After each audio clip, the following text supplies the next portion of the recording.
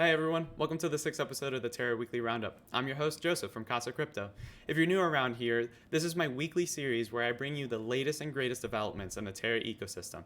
The Terra ecosystem is essentially a creation of a better form of money, which is UST, and it's always going to be equal to one US dollar.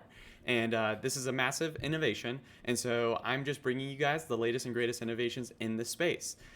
First and foremost, I want to remind everyone that this is not financial advice. Nothing that I say can or should be taken seriously as investment advice. So please consult your actual investment advisor. So that's enough. Let's get into this week's greatest news. This was an extremely busy week, despite some weird price action and some, I guess, odd market conditions across the world. It's still important to remember what the developments are in the ecosystem because at the end of the day, let's face it, this innovation is amazing and it just does not stop. And I know everyone has had to have heard the biggest news this week, and that is that TFL, or just the Terra Community Trust, has come to an agreement to fund a 5-year marketing campaign with the Washington Nationals.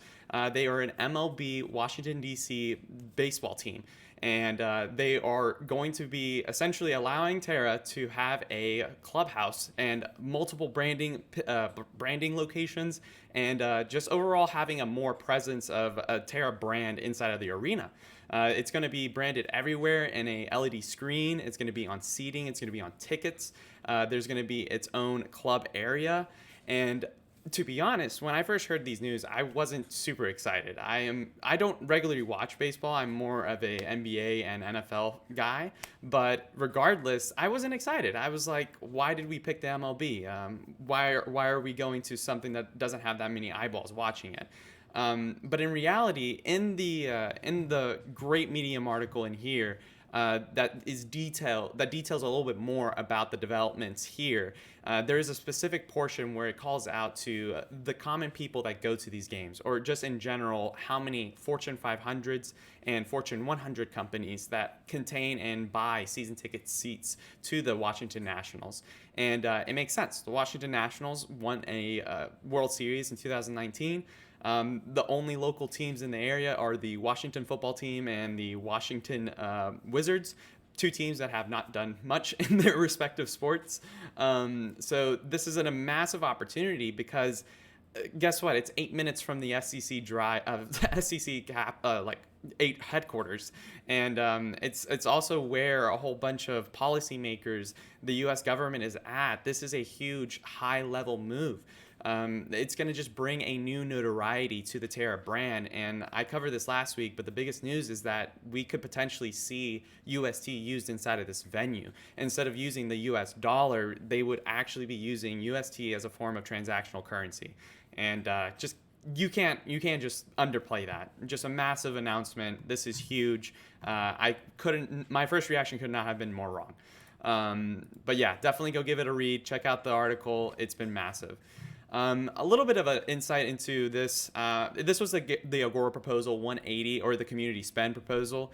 And this proposal just kind of perpetuated more DeFi use. I covered it a couple weeks ago, and it's essentially just giving and bootstrapping some DeFi on an Ethereum-based DEX known as ZigZagExchange. That has gone through. They've received the 15 million UST.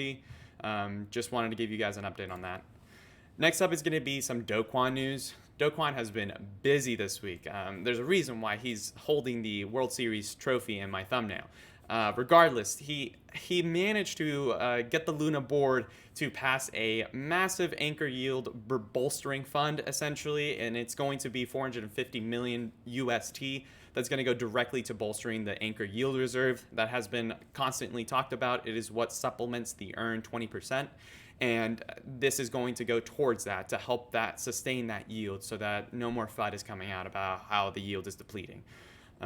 Next up, we're going to be covering something lightly. I'm not going to put this in my thread because it's rather speculative, so I guess it's just a video treat for anyone who's watching. This is essentially TFL affirming and confirming that Saber and Terraform Labs are partnering, and they're essentially developing something massive. And if you click into this thread, you'll see what they're actually predicting. There's going to be a stable swap wrapper around bridge assets that will fix the L1 fragmentation problem. I'm not going to sit here and pretend that I know absolutely what that entails. So definitely give this thread a read, figure out what this means. But I know all of you know that Saber is a massive hub for DeFi and Solana.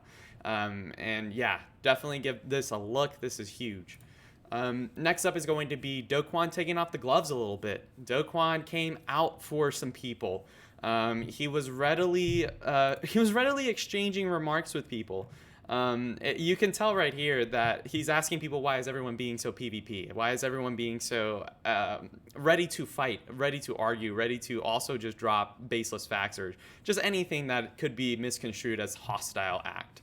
Here you can see Harry UST is asking for some questions and some clarity on Project Dawn. TFL gives some info, and then someone complains that that info isn't transparent, and then TFL just dunks on them. It's interesting. Right here you can see that TFL tells Scorpion DAO to go away. Very odd situation here. I just thought I'd mention it to everyone to just kind of check out what interactions are happening here. I just love keeping up with what TFL is doing.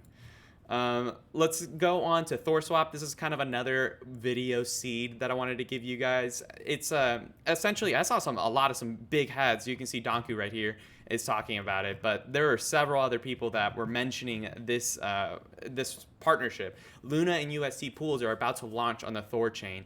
And the big case for this is that Thorchain opens up the door for blockchains to interpolate and have not wrapped assets. You would essentially have native Bitcoin, native Ethereum. I guess maybe I could be wrong about that, but I know you would have more access to native assets. And I believe there is a major benefit to that. I'm not entirely sure, but a lot of smarter individuals in the Terra ecosystem are talking about this, so I felt the need to report this. Next up is going to be the Anchor Protocol. Anchor Protocol has been extremely busy. I earlier mentioned about the bolstering yield fund. This time I'm mentioning the Pol 15, which that we have talked about before. It is the increase of the LTV to 80%. Please be aware that this does not mean they've increased the liquidation points or the liquidation amounts, and they've also adjusted how the percentages show up on their protocol. So definitely be aware that your percentages that you saw last week are not going to look the same this week. Definitely come check this out. This is important to keep up with. Personally, I have no idea what happened to my percentage, so I need to go in here and actually research a little bit more. But I noticed that there was a significant uptick in my leverage on Anchor. So it's important to just kind of stay in the loop here. Definitely give this a read so you're not scared when you go to Anchor Protocol and you think you're about to get liquidated. Next up, we're going to be talking about the Prism. So Prism they've been having a massive week. They've moved on to their phase 2 launch sequence. And their phase 2 launch sequence is essentially go claim your Prism tokens. If you participated in the Forge event, you can now go claim your Prism and actually do things with it. You can go actively stake. I'm sorry, guys, I had the wrong one pulled up, but you can essentially go stake your Prism. You can go LP and develop your positions with your Prism tokens now, just giving you more of a use case. Be aware that there are some fake contracts that are going on. There are some misconstrued swaps that are happening on some areas, and I've seen some people saying that they've swapped for fake Prism tokens. So definitely be aware of what you're swapping. I kind of spoiled these news, but it doesn't matter. You guys get the news anyway. This news is going to be covering the Prism protocol finally launching their testnet for the Refraction. I had no idea they were going to open it up to the public for testing like this, but they did nonetheless. You can now go refract your Luna into P Luna and Y Luna and do all this cool stuff that everyone has been so excited for. I had no idea this was coming. I got home from work and saw this, and it was just shocking. So I'm definitely going to go explore this and figure out what's happening here. I'm beyond excited. This is a DeFi revolutionary product. It's never been seen before. Huge update here. Next up is going to be Astroport, and equally massive news. If you're a farmer, if you want to expose your portfolio to some different percentages beyond Luna, this is your chance. Astroport has now ported 10 new pools from Wormhole, and it's going to include BNB, ETH, USDC, Matic, Sol, AVAX, Bitcoin. It's actually just a massive update here. And this is going to be huge, just allowing people to have a little bit more exposure to different assets. It's actually just huge to be able to have the comfort of doing that within the Terra ecosystem. This is just a great way and a great avenue if you want to expose yourself to some different ecosystems or if you want to hedge your portfolio. Next up, we're going to be talking about Spectrum. It's no secret that I enjoy Spectrum's developments. I think they're a great team. I see the work that they're putting in, and it does not stop here. The Spectrum team brought some more vaults this week, but their biggest news is by far this new vault that they're coming up with. It is a borrowed farm vault that is essentially going to shield Spectrum governance token holders from down price action or up price action as well if you're holding on to your Spectrum. And it essentially opens up you a new vault to where you can stake and still reap the rewards of the program. I haven't looked into the math specifically, but it seems to be a very enticing option for you to go and enjoy some yield, and it's pretty safe, and it seems safe. Do not quote me, do not take me, please do your own research. But it seems on the surface to be a very interesting vault. So I need to go do some research before I just yeet my tokens in there. Next up, I need to touch on Mars. Mars Protocol is 10 days away from their Mars lock drop. And this is going to be their first phase until they launch their full protocol into phase 2 on like March 7th. But they did release a thread today that kind of details all the expected features upon launch. So definitely come read this. Come find out. The biggest thing that I saw was that only UST and Luna will be available on the market. This is just huge. It's not really just the fact that it's going to provide a money market to Terra, and that is a massive uplift for any ecosystem. Here specifically, it is huge in the sense that it is offering contract to contract, so smart contract to smart contract leveraging. We might start seeing DAOs leveraging, we might start seeing protocols leveraging, and it's not really a might, it's going to happen.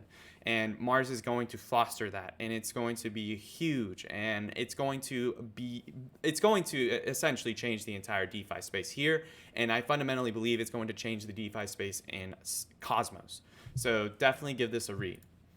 Next up, we're going to be talking about Nexus. This really isn't an update other than the fact that they've decided to lower their priorities on their developments of their vaults. Mirror Delta Neutral Vault and the Optimal Mode Vault, long story short, just have not been yielding enough APY and APR in their models. And so they've just downgraded them in terms of their priority. And they wanted to give that clarity to the community, kind of explaining their thought process.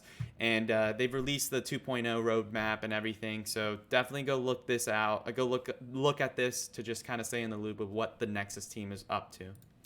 Next up is going to be a major protocol altering decision that's up ahead of the Kuji community and Kuji stakers. They're going to be adjusting their Kuji Fee Distribution.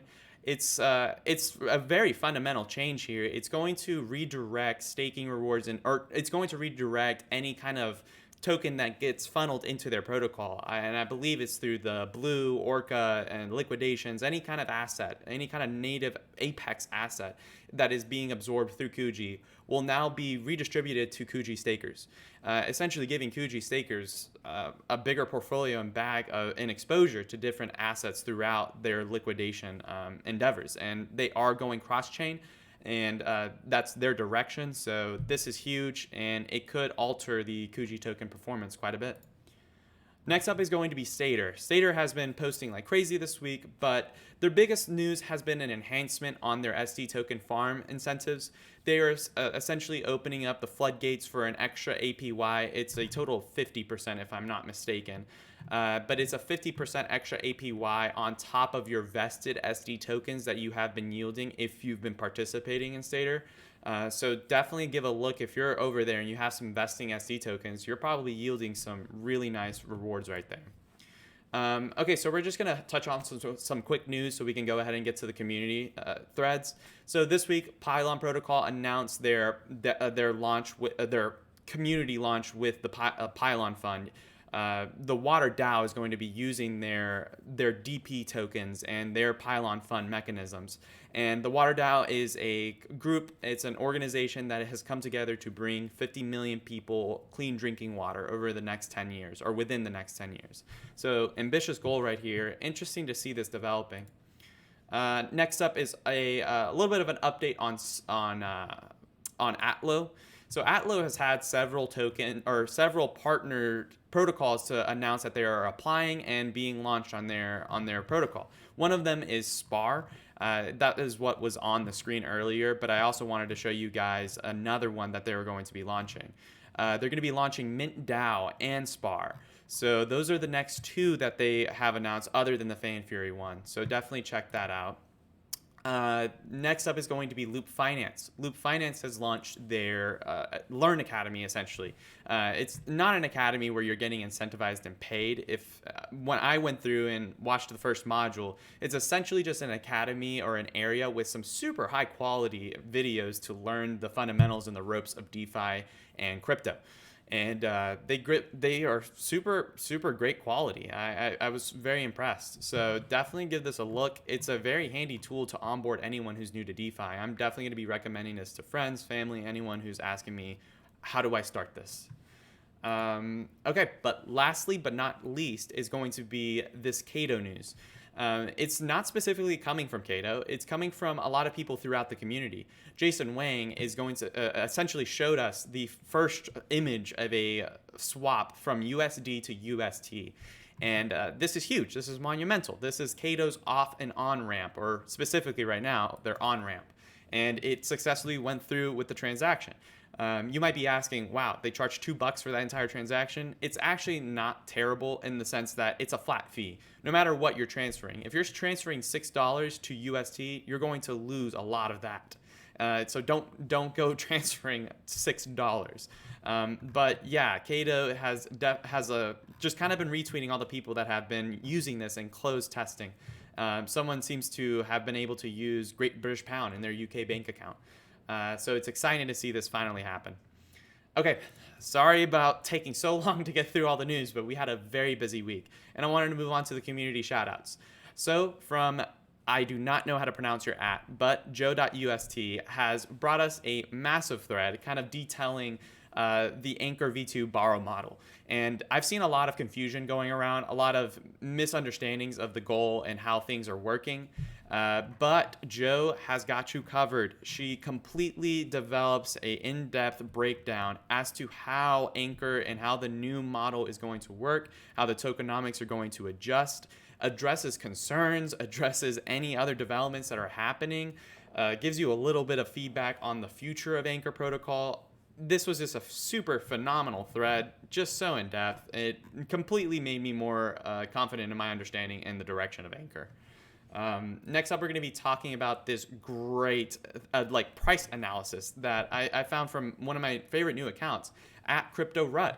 CryptoRud brings us a very in-depth, data-driven price analysis of the LUNA token. You can see how he develops his models, anything that accounts for the crypto market cap and all, or just the market cap of UST, excuse me.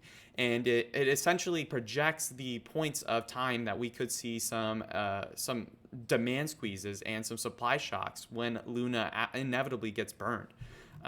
It's super interesting to see these models being taken into consideration, that unique tokenomics. And I think it's completely necessary to start thinking about valuing LUNA specifically in these terms. It is a never before seen tokenomic asset.